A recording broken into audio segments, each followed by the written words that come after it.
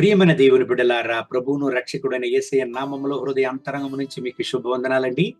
మత్తయి రాసిన సువార్త 6వ అధ్యాయం 26వ వాక్యాన్ని చదువుకొని ఈ రోజు కొరకు మనము ప్రార్థన చేద్దాం. ఆకాశ పక్షులను చూడుడి, అవి విత్తవు, కోయవు, కొట్లలో కూర్చుకొనవు, అయినను మీ పరలోకపు తండ్రి వాటిని పోషించుచున్నాడు. మీరు వాటికంటే బహుశ్రేష్ఠులు కారా? 2024 సంవత్సరానికి ముందు ప్రభు అయిన యేసయ్య సేవలో ఉండి సేవ చేస్తున్నప్పుడు ఒక గొప్ప జన సమూహం ఎక్కడికి వెళ్ళినా ఆయనతో కూడా వెళుతూ ఉండినదంట.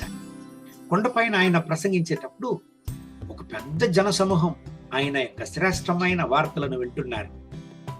అప్పుడు ప్రభు అయిన యేసయ్య ఒక గుంపును ఆయన గ్రహిస్తాడు. అది ఎటువంటి యొక్క గుంపు అండి? తమ యొక్క ఆత్మ గౌరవాన్ని తక్కువగా అంచనా వేసుకునేటువంటి యొక్క జన సమూహము, వాళ్ళను వాళ్ళే తక్కువగా అంచనా వేసుకునేటువంటి యొక్క ప్రజలు, ది ఇన్ఫీరియారిటీ కాంప్లెక్స్. అటువంటి ప్రజలను చూస్తాడు దేవుడు. వాళ్ళ యొక్క సమస్య ఏమి? రేపటి గురించి బాధ, రేపటి గురించినటువంటి యొక్క కలత. అయ్యో, మేము ఎలాగ బతుకుపోతున్నాం, ఏమి తినబోతున్నాం, మా జీవితం ఎలాగా? ఇటువంటి యొక్క పరిస్థితులు వాళ్ళు ఉంటున్నారు. ప్రభు అయిన యేసయ్య వాళ్ళతో మాట్లాడతాడు. చూడండి, ఆకాశ పక్షులను చూడండి, వాటిని పోషించు దేవుడు మిమ్మల్ని పోషించడా? వాటికంటే మీరు శ్రేష్ఠులు. ఎందుకు మిమ్మల్ని మీరు తక్కువగా అంచనా వేసుకుంటున్నారు అని దేవుడు వాళ్ళని మందలిస్తాడు. దేవుని బిడ్డలారా, ఈనాటికి కూడా మీ యొక్క హృదయంలో ఒక ఇన్ఫీరియారిటీ కాంప్లెక్స్ తో మీరు ఉన్నారా? మీ ఆత్మ గౌరవాన్ని తక్కువగా అంచనా వేసుకుంటున్నారా? అయ్యో, నేను తక్కువ వాడను, నేను చిన్నవాడను, నేను చిన్నదానని, నాకు పోయి ఎవరు ఉన్నారు అనేటువంటి యొక్క ఆత్మ గౌరవాన్ని తక్కువగా వేసుకుంటూ ఒక ఇన్ఫీరియారిటీ కాంప్లెక్స్ తో మరి ఉన్నారా? దేవుని బిడ్డలారా, అలాగ ఉండకండి. జీవితంలోనే ఒక గొప్ప శత్రువు ఏమి తెలుసా?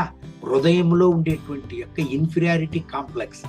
ఈ రోజు ఆ స్వభావాన్ని మీ జీవితంలో నుంచి తరిమివేయండి. ఎవరు మిమ్మల్ని తక్కువగా అంచనా వేసినా వాళ్ళ ముందే దేవుడు మిమ్మల్ని ఆశీర్వదించి హెచ్చిస్తాడు, గాని మిమ్మల్ని చెయ్యి వదలడు. విశ్వాసాన్ని కోల్పోవద్దండి. ఇన్ఫీరియారిటీ కాంప్లెక్స్ విశ్వాసానికి విరుద్ధమైనది. భక్తి విశ్వాసానికి విరుద్ధమైనది. దేవునిలో ఎదగడానికి అది గొప్ప శత్రువు అనే విషయాన్ని మీరు మర్చిపోకూడదు. మీరు ఆశీర్వదింపబడిన దేవుని బిడ్డలు, మీరు ఎన్నుకొనబడిన దేవుని బిడ్డలు, మీరు శ్రేష్టమైన దేవుని బిడ్డలని ప్రభు అయిన యేసయ్యనే మత్తయి 6:26లో చెప్తున్నాడు. మీరు శ్రేష్టమైన వాళ్ళు. మిమ్మల్ని గురించి ఎంతమంది తక్కువగా మాట్లాడినా, మిమ్మల్ని గురించి ఎంతమంది కేవలంగా మాట్లాడినా మీరు సోలిపోనేకూడదు. ఎందుకండి? మీరు శ్రేష్టమైన వాళ్ళు.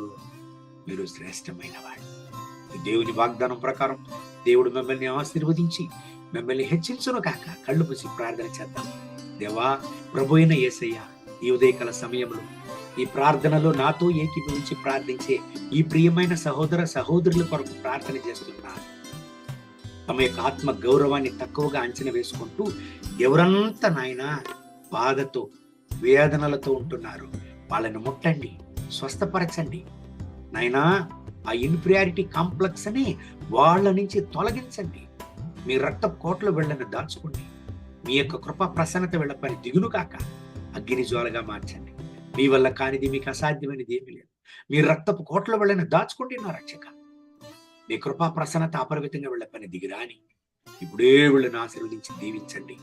ఎక్కడైతే వీళ్ళు తక్కువగా అంచనా వేయబడతారో అదే స్థలంలో వీళ్ళని ఆశీర్వదించి హెచ్చించండి. మీ మహోన్నతమైన ప్రసన్నత అపరిమితంగా వెళ్ళపని దిగిరాని మహిమ ఘనత స్తుతి మీకే. యేసయ్య నామములో వేడుకుంటున్న మా ప్రియ పరలోకపు తండ్రి. ఆమేన్. ఆమేన్. May God bless you. Have a wonderful day.